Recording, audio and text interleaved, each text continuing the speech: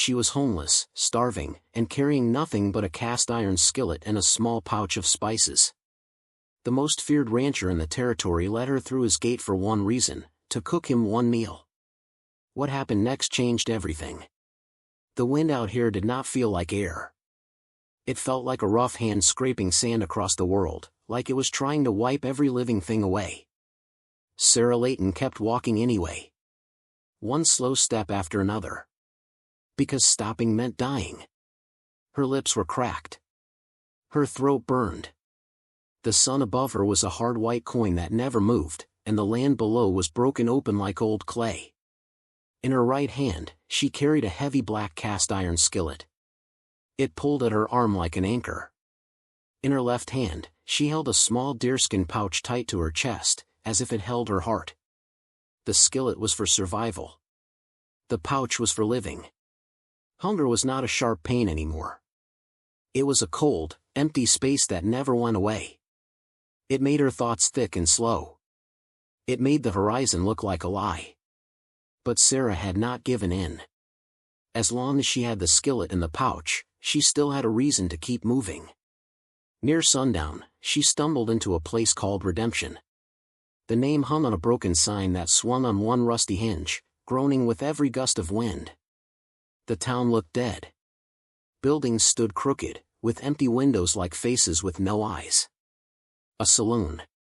A store. A blacksmith shop. All of them hollow. All of them quiet.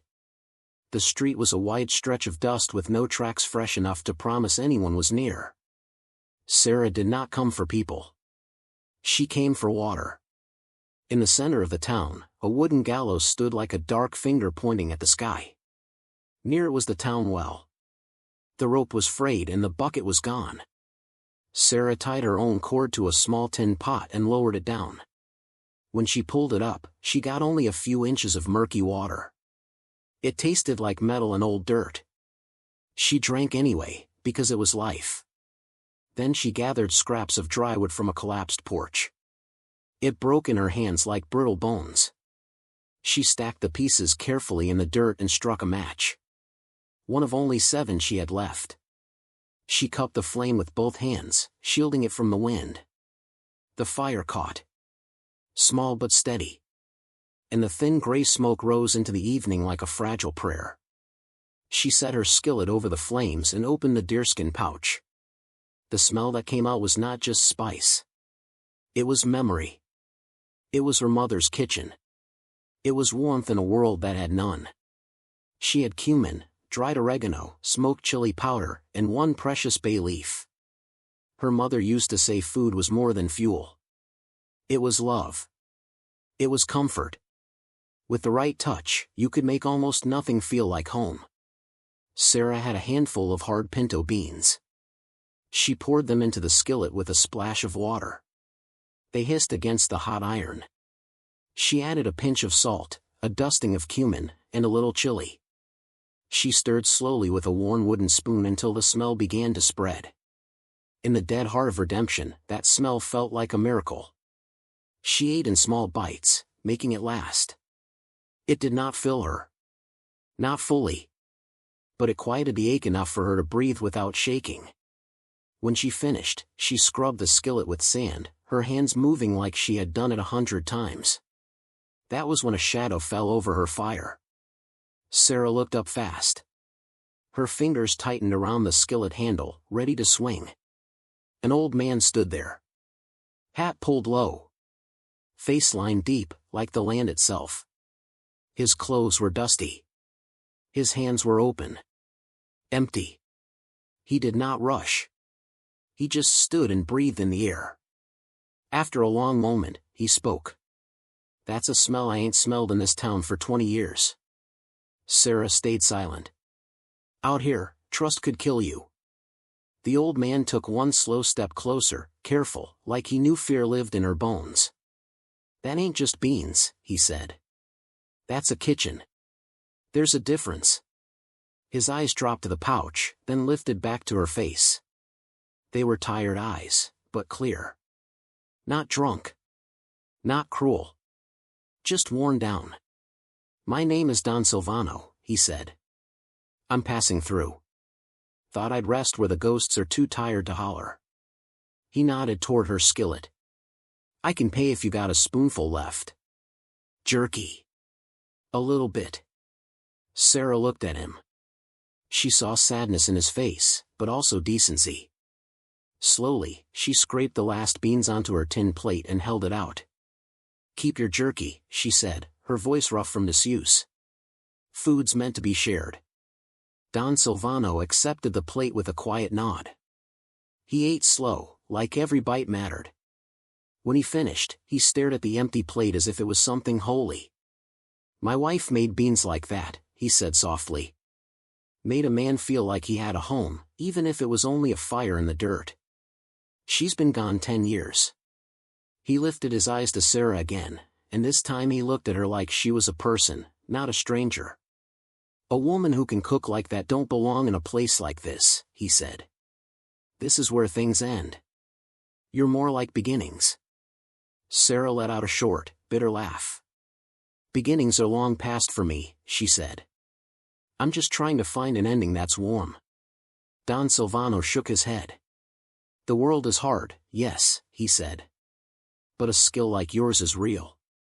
It matters. And I know a place that might see that. Sarah's grip tightened on her pouch. The wind pushed at the dying fire. She listened, because she had nothing else left to listen to.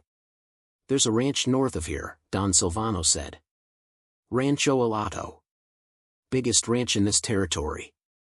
Run by a man named Ignacio Ramirez. The name meant nothing to Sarah, but the way the old man said it made her stomach tighten. He's the most feared rancher out here, Don Silvano continued. Hard as January ice. Don't waste words. Some say he got no heart left. But he's fair, and he understands value. He's got men to feed. Men tired of dry biscuits and salted beef. He leaned closer, lowering his voice like he was handing her something fragile. A man like that might turn you away without looking, he said. But if there's one thing he can't ignore, it's what a real meal does to a man. Sarah looked around the empty square. The gallows. The hollow buildings. The quiet that felt like a grave. This was an ending, if she stayed. She looked down at her skillet, then at her pouch. They were all she had. They were who she was. Where is it? She asked, her voice barely above a whisper. Don Silvano's face softened, and it was like seeing the sun after a long storm. 2 days north, he said, pointing into the dark. I'm heading that way myself. I can show you the road. After that, you're on your own. Sarah stared into the small fire and felt something stir inside her. Not hope. Hope was fragile. Hope could break. This was something harder. Purpose. She nodded once. Sharp and sure. All right, she said. Lead the way. As the old man settled near the dying coals, Sarah lifted her mother's spice pouch to her face and breathed it in. Cumin. Chili. Oregano. A past she could never get back. But under it, faint as a new sunrise, she smelled something else. A future. And she did not know it yet, but 2 days from now, she would stand before an iron gate, holding her skillet like a shield, staring into the cold eyes of the most feared rancher in the territory. And she would have only one sentence to save her life. Sarah reached the ranch by late afternoon, 2 days after Don Silvano left her at the fork in the road. The land had changed slowly as she walked. The wild desert gave way to fences and straight lines, like someone had put a ruler down on the earth and claimed it. A thin wire fence ran beside the road for miles, and Sarah could feel it like a warning. This was owned land. This was not a place for lost people. Then she saw the ranch. It sat in a shallow valley, sheltered by a stand of broad elm trees that threw cool shadows on the dust. The buildings were solid, made of adobe and dark timber. Not like the broken shells of redemption. A large main house with a wide porch watched over everything like an eye that never blinked. There were bunkhouses, a barn, corrals full of horses, and a blacksmith forge with smoke curling into the sky. It looked like power. Sarah stopped at the gate. It was heavy black iron with sharp points on top. A wooden arch stood above it, carved deep with the ranch name. The gate was closed. The world inside moved with quiet order. The world outside was only dust and her own thin shadow. She waited. A rider finally came. A young ranch hand on a nervous horse. He looked down at her like she was something the wind had blown in. "What do you want?" he asked. "I'm here to see Mr. Ramirez," Sarah said. The young man almost laughed. "The boss don't see drifters." "I'm not a drifter," she said, forcing her voice to stay steady. "I'm a cook." His eyes dropped to the skillet in her hand, then to the pouch against her chest. He did not look convinced, but he hesitated. "Wait here," he muttered. He rode off toward the main house. Sarah stood under the hot sun as time dragged like a chain. She felt eyes on her from the bunkhouse, from the barn. Men watched her from the shade. She did not move. She did not rattle the gate. She just waited, because this was her last road. Then the main house door opened. A man stepped onto the porch and walked forward. The ranch grew quiet, as if it knew who he was. Work paused. Voices fell. Even the horses seemed to settle. He moved with slow control, like a man who never hurried because he never had to. This was Ignacio Ramirez. He was tall. Broad-shouldered. Dressed plain. No fancy gun belt or bright silver. His authority did not hang from his hips. It lived in him. His face was weathered, but not worn down. It was hard, like stone that could not be shaped. His dark hair was threaded with gray, and his eyes were cold and sharp, the color of a storm sky. He stopped a few feet from the gate and looked at Sarah like she was a tool someone had left on the ground. His gaze traveled over her worn boots, her torn dress, the dirt on her face, the skillet, the pouch. It was not a rude stare. It was an inventory. He spoke in a low voice. Flat and final. "We give nothing away here." The words hit Sarah like a shove. Her throat went dry. For a second, she felt the old fear rise. The fear that said, run, hide, disappear. She saw his body shift, like he was already finished with her. Like he was about to turn away. She could not let that happen. She thought of her mother's hands and the smell in that pouch. She thought of Don Silvano's words. "It was the smell of your cooking that opened the door." Sarah lifted her chin and met Ignacio's cold eyes. "I'm not asking for a gift, sir," she said. Her voice was small, but it carried. She paused, swallowed hard, and said the only truth she owned in this world. "I know I'm not worth much," she whispered, and the truth of it burned her tongue. Then she said the only thing she had left. "But I can cook." Ignacio stopped moving. For the first time, his eyes did not look through her. They focused. He glanced at the skillet, then the pouch, then back to her face. He stood silent long enough for Sarah to feel her heartbeat in her throat. He was not a kind man. She could see that. But he was a rancher. He understood value. He understood what kept men working. He understood what made a hard day feel possible. Finally, he gave a slight nod, like he had made a decision in his head. He turned his head toward the young ranch hand who waited nearby. "Show her the cookhouse," Ignacio said. Then he looked back at Sarah. "The men eat when the sun touches that western ridge," he said. "There will be 10 of them. Cook for them." And with that, he turned and walked away, like the matter was done. The young ranch hand opened the gate just enough for her to pass. Sarah stepped through. The gate shut behind her with a heavy, final sound that made her stomach twist. She was inside now. But it did not feel safe. It felt like she had walked into a test she could not fail. The young man led her across the yard to a long, low building and shoved the door open. "This is it," he said. "Stove. Pantry. Water pump out back. Name's Leo." He looked her up and down one last time. Half pity. Half doubt. The boss wasn't joking, he added. Sun hits that ridge, they'll be here. Then he left, and the door closed, sealing her inside. The cookhouse smelled like old grease and stale smoke. It was big and empty feeling, built for work, not comfort. A huge iron stove sat along one wall like a dead animal. Tables were scarred with knife marks. Shelves held sacks and tins stacked high. It was a place that had fed men, but it had never cared about them. Sarah set her skillet on the table. The solid thud echoed in the room. For a moment, she stood very still. Cooking for herself from a handful of beans was one thing. Cooking for 10 hungry ranch hands in a strange kitchen with unknown supplies was another. Her hands shook once. Then she forced them to stop. She began with the fire. The stove belly was full of ash. She cleaned it out with steady movements and laid kindling inside. She struck one of her precious matches. The flame caught, and she coaxed it until the wood took and the heat began to rise.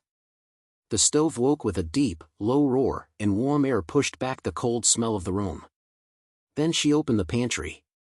It was full of survival food. Sacks of beans and flour. Potatoes and onions. Salt pork and slabs of salted beef. Coffee. Lard. Nothing fresh. Nothing green. Nothing soft. But Sarah did not see limits. She saw tools. Beans would take too long. She needed something that would be ready by sundown and fill a man's belly with comfort. She chose a thick stew. Rich and heavy.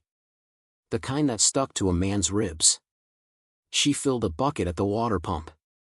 Cold, clear water splashing into the metal like music.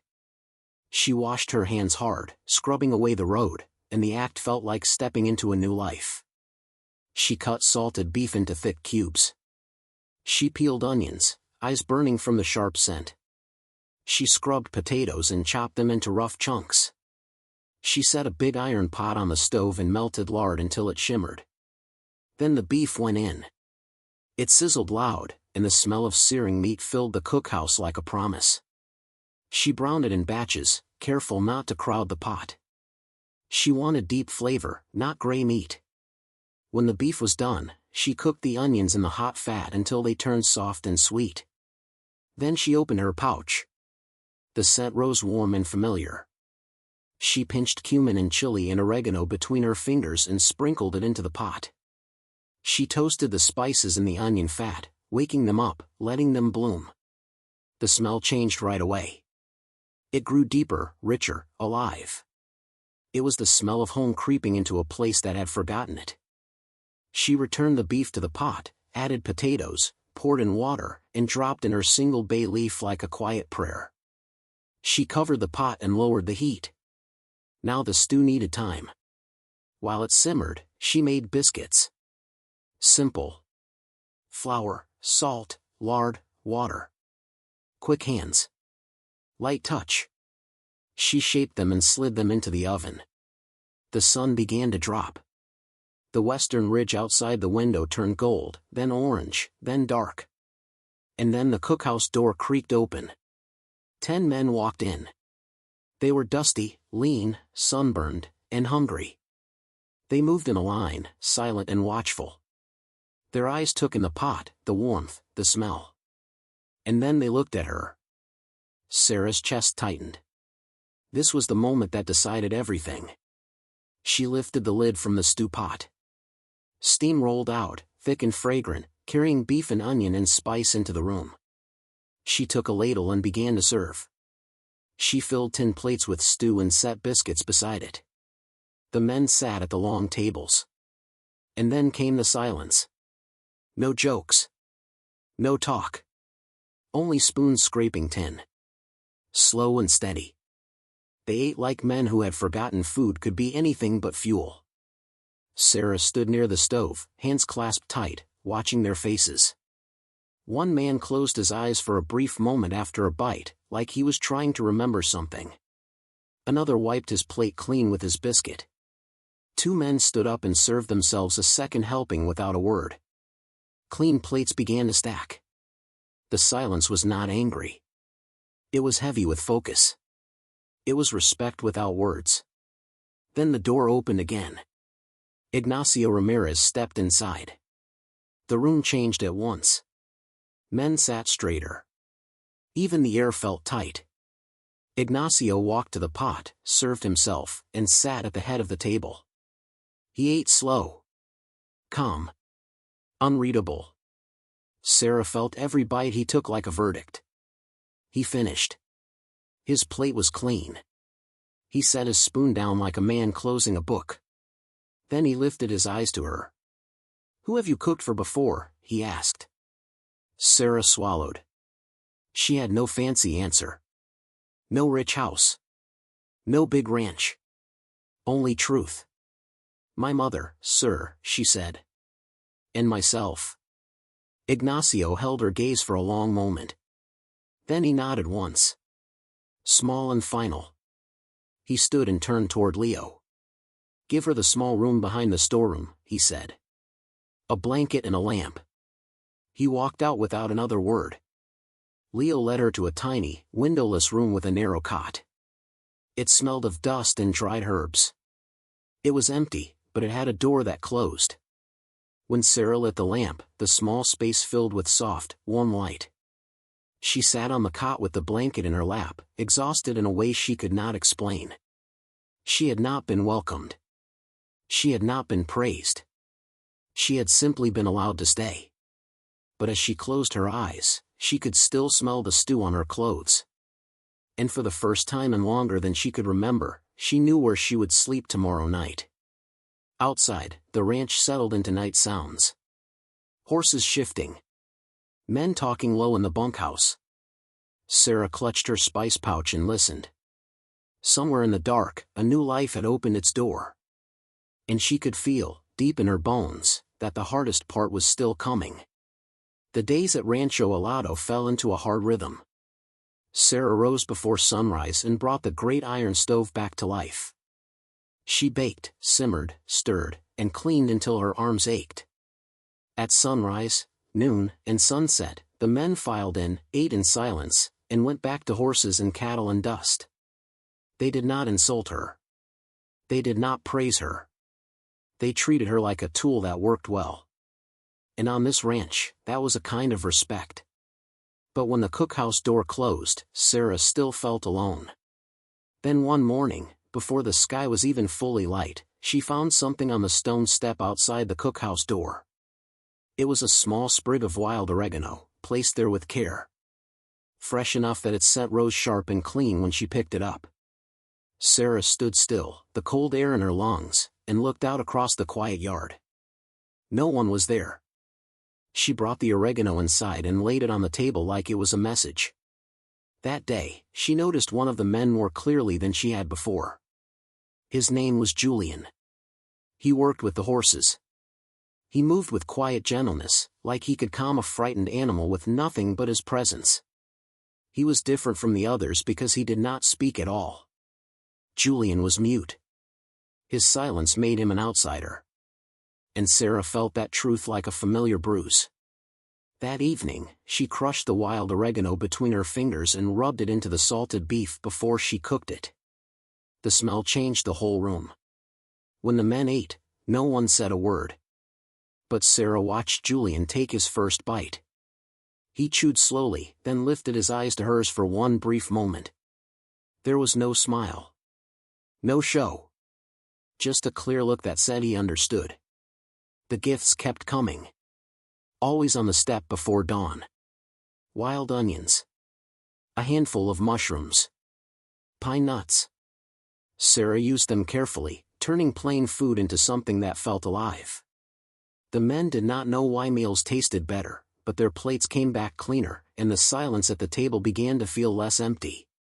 One afternoon, Sarah saw Julian by the water trough, his left hand wrapped in a bloody rag. She pointed to it. He hesitated, then unwrapped it to show a deep cut across his palm. Sarah brought warm water, salt, and clean cloth.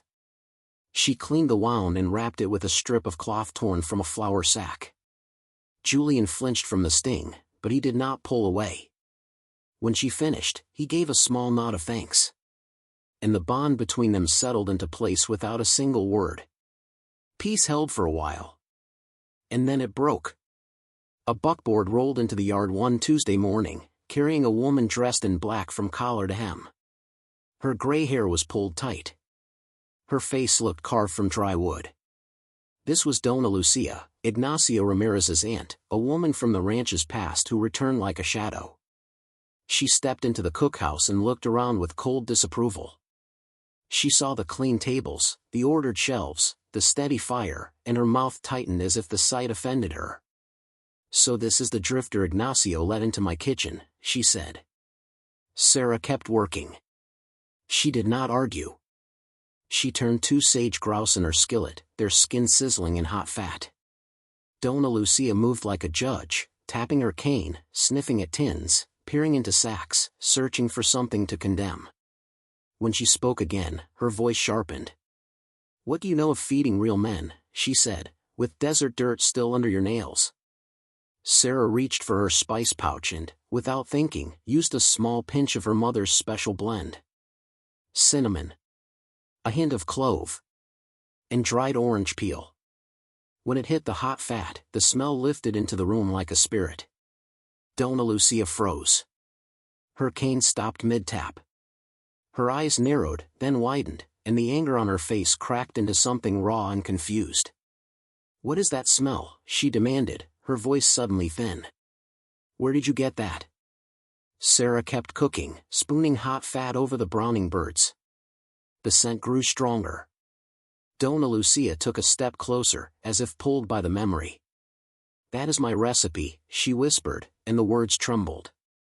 "No one has cooked that in this kitchen for 15 years. Her face twisted, and the pain beneath her bitterness pushed up like a wound reopening. Then she snapped back into anger, because anger was easier than grief. "You have no right," she said, raising her cane. "You come here from nothing, and you dare to cook my memories." At that moment, Julian appeared in the doorway with firewood in his arms. He stopped, startled, eyes moving between the old woman and Sarah. Sarah finally turned from the stove. She did not see a monster in Dona Lucia. She saw a woman drowning in old sorrow. "I'm not trying to steal anything, ma'am," Sarah said softly. "I'm just trying to remind people what warmth tastes like." The words landed like a quiet blow. Dona Lucia's cane lowered. Her mouth opened, but no answer came. A dry sob escaped her throat. She turned and fled, pushing past Julian as if the smell itself was chasing her. After that, Dona Lucia stayed away from the cookhouse. The ranch returned to its rhythm, but something had shifted. Sarah understood she was not only feeding hungry men. She was feeding ghosts. She was feeding grief. She was feeding places inside people that had gone cold. Weeks later, a traveling merchant arrived with a pack mule and tired eyes. He spoke with Ignacio on the porch, then asked a question that made Sarah's heart jump. "I was told there's a new cook here," the merchant said. "A young woman. Sarah Leighton." When he found Sarah, he held out a small package wrapped in oilcloth. "An old man named Don Silvano gave me this," he said.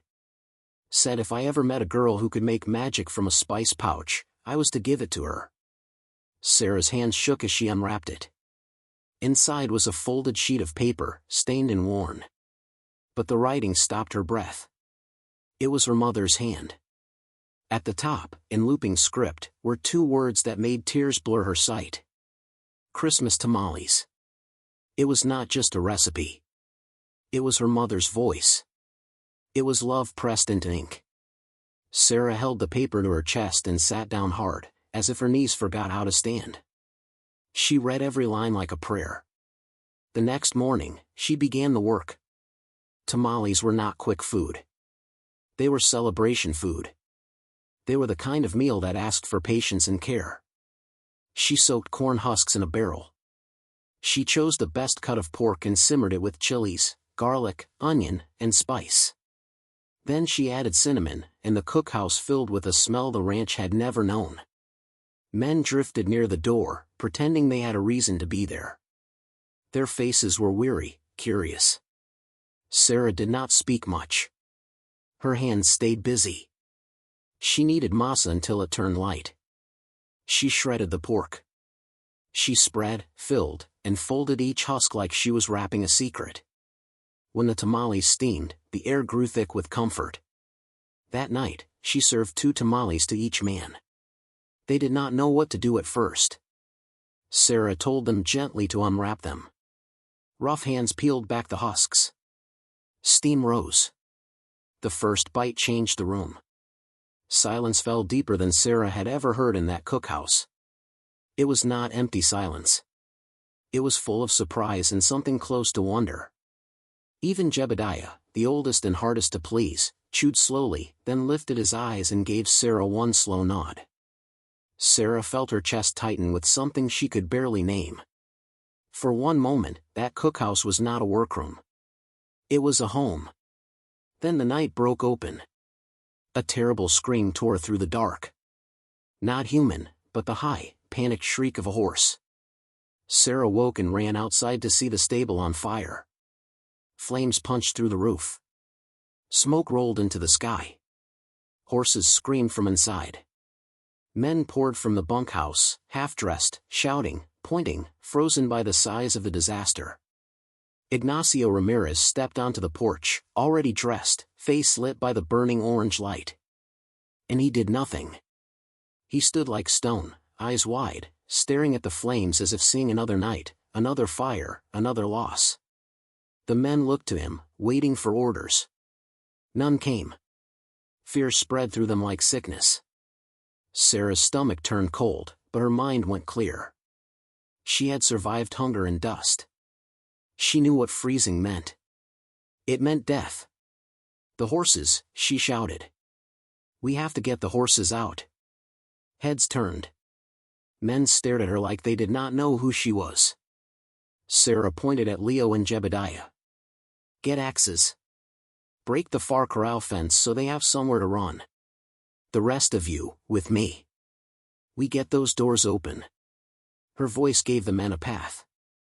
And a path gave them courage. They ran. The stable doors burned hot, but men threw their shoulders into them until the bars snapped and the doors flew open. Heat blasted out. Smoke clawed at their throats. Sarah tore strips of cloth to cover horses' eyes. She spoke low to them, steady, as if calming fire instead of animals. One by one, horses burst out into the yard, wild with terror, then bolted toward the broken fence and the open dark beyond. Julian worked inside the smoke with grim focus, trying to free Ignacio's prized black stallion. The horse fought and screamed. Then the roof groaned. A burning beam cracked loose and fell. Sarah saw it too late.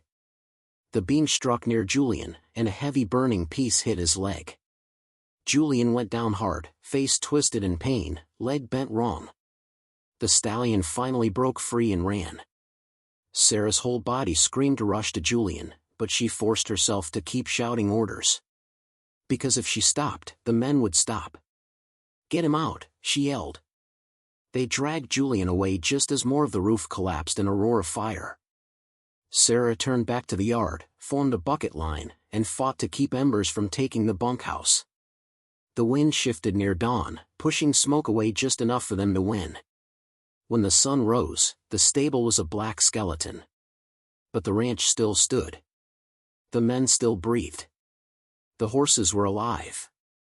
Sarah stood in the yard, soot covering her skin, dress torn, muscles shaking from exhaustion. Julian lay by the trough, legs splinted, eyes on her. Even through pain, he managed a small, grateful smile. On the porch, Ignacio still stood where he had frozen all night. But his eyes were different now. They were clear. And they were fixed on Sarah, as if he was seeing her for the first time. That morning, Sarah lit the cookhouse fire again and made a simple healing soup. Bacon, onions, potatoes, carrots. She carried the first bowl to Julian and helped him sit up. He held it close, breathing in the steam like it was medicine. Later, Ignacio came into the cookhouse. He stopped in front of Sarah, his voice lower than usual. Rougher.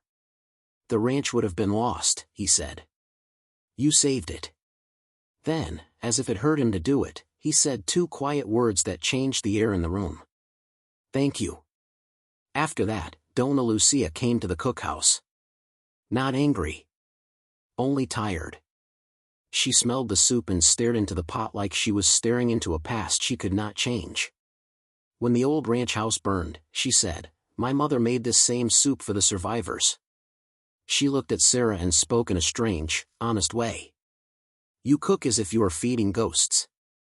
Sarah's voice stayed soft. "Sometimes the ghosts are the hungriest." Dona Lucia gave one stiff nod. Not an apology, but something close to respect. And she left. The ranch rebuilt itself, board by board. Men spoke to Sarah now.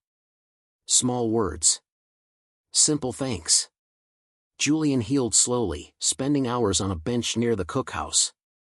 And one day, he returned with a tin can holding a living chili plant. He offered it to her with quiet hope in his eyes. Sarah knelt by the south wall of the cookhouse and dug into the hard dirt. She planted the chili, then pressed her own saved seeds into the damp earth around it. Cilantro. Thyme. 3 chili seeds from her mother's past. Roots from Julian's present. A future growing in the same soil. One evening, Ignacio came into the cookhouse and placed a folded document on the table. It was a deed. "It gives you title to this cookhouse and the land it sits on," he said. "Half the provisioning business is legally yours." Sarah stared at the paper like it might vanish. "Why?" she whispered. Ignacio's face stayed hard, but his eyes carried a truth he had kept buried for years. "My first ranch burned 15 years ago," he said. "My wife and my son were inside. I was the only one who got out." The words were plain, but they cut deep. Sarah understood then why his eyes had held a ghost. Why he froze at the fire. "That night," he continued, "I watched it happen again. And I did nothing. But you ran into the fire. You took command. You held this place together when I could not." He took a slow breath. "I do not need a cook," he said. "I need a partner." Sarah looked out the window at her small garden patch. The tiny green shoots pushing through earth that used to be dead. She thought of her mother's recipe. She thought of Julian's silent gifts. She thought of the gate closing behind her and the fear that she would never belong anywhere. She lifted her eyes to Ignacio. "Yes," she said. The words settled in the room like a stone set in the ground. Solid. True. The next morning, Julian hung a carved sign above the cookhouse door. The letters were deep and proud. And above them, he had carved a single flame. El Fuego de Maria. Sarah touched the wood. And for the first time in years, she smiled without forcing it. Because she had crossed the desert with nothing but a skillet and a pouch of spices. And now, in this hard land of dust and fire, she had a name on a door, roots in the ground, and a place that finally felt like home. If this story moved your heart, don't forget to like and subscribe to From Wild West 2, where every tale carries the courage of those who refuse to give up, the power of small kindnesses, and the truth that sometimes the most powerful thing you can offer the world is a warm meal and a listening heart. See you in the next story, partner.